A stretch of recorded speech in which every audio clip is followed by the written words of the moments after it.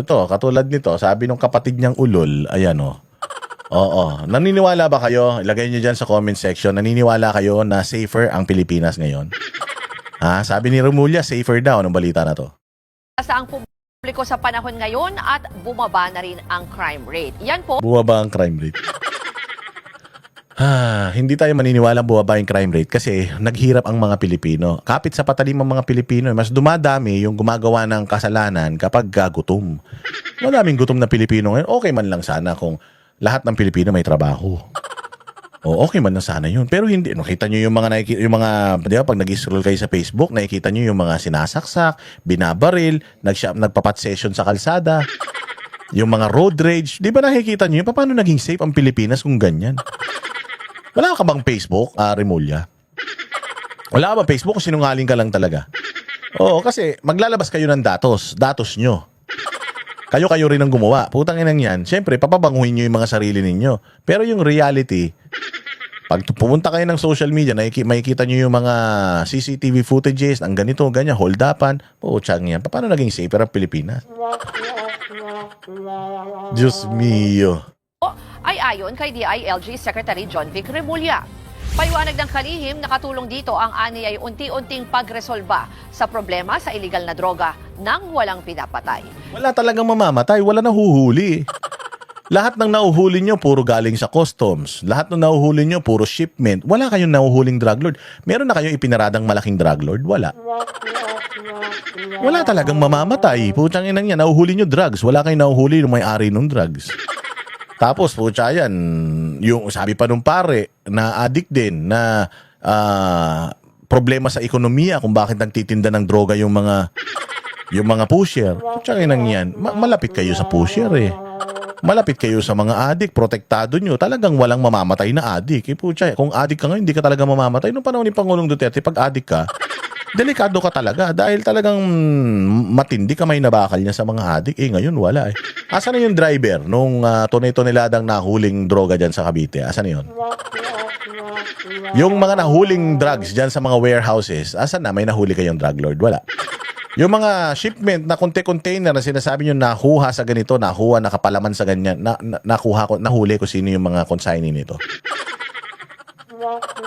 Yung anak nga nung kapatid mo eh. Yung anak nga ni Boying Remulla nahuli eh. Na tumatanggap ng shipment. Nakalabas pa eh. Talagang walang mamamatay na pusher kapag kaganyan. Wala kayo hinuhuli eh. Publiko sa punchdown ng mga sindikato ang hinahabol nila imbes sa mga mamamayan. Sinabi ito ng kalihim sa isang press conference sa Occidental Mindoro kung saan pinakita niya ang bilyon-bilyong pisong halaga ng shabu na nasa bat matapos sumadsad ang isang speedboat. Tingnan mo sumadsad yung speedboat, nasa bat nila ito. Asan yung drug lord? Wala. Nahuli? Yung nagdadrive ng speedboat? Wala. Ayan sila lang nandyan.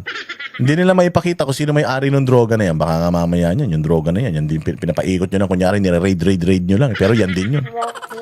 Hindi natin alam. Wala naman tayo dyan. Kwento nila yan. Hindi naman tinetest yan sa harap natin. Baka mamaya asin lang yan. Para lang masabi na effective yung kampanya nyo against drugs. Against drugs. Kasi drugs lang nahuhuli. Pero yung drug lord, wala man. We managed to wage this campaign against drugs without killing anyone. We are solving... Wala kayo nahuhuli. Wala kayo nahuhuli. Paano may mamamatay? Walang nanlalaban sa inyo kasi nga, wala naman kayo nahuhuli. The drug problem. It is not solved. Hindi naman siya 100% solved. But we are on our way. This administration is... Paano kaya tayo maniniwala na tinatrabaho nila yung droga, war on drugs nila effective, kung yung presidente, sabi nung kapatid, addict daw, pati yung asawa, addict, mga anak, addict, putya yan, hindi mo mapag-drug test. Ang hirap paniwalain ng mga tao na successful yung campaign nyo against illegal drugs kung yung mismong presidente natin merong issue ng pagdodroga. Aray! Ang ina niya, sabi ko nga sa inyo, kahit na anong gawin ninyo, at 1% yung trust rating mo, John Vic Remulla, ibig sabihin wala naniniwala sa'yo. Siguro mga taga-Cavite, mabobola mo. Doon ka na lang. Pero buong Pilipinas, di mo maluloko, sir. Hindi mo maluloko kami yung mga nakakita mga addict namin kaibigan na nagbago, addict na naman eh. Paano kami maniniwala sa'yo? Maaaring maniniwala sa'yo yung mga tulonggis katulad mo. Pero yung mga totoong Pilipino na araw-araw nakikita sa mga kalsada nila, talamak ulit, rambulan ulit, riot ulit, wala. Hindi kami maniniwala dyan, sir. Against EJK. We respect human rights. With a cleaner organization and a more determined focus, we are slowly but surely winning the drug war. Wow. Palakpakan. Yung malay mo naman, totoo. O sige, kwento mo yan. Sige, kwento mo yan. Di maniniwala kami dyan. Ay, nako.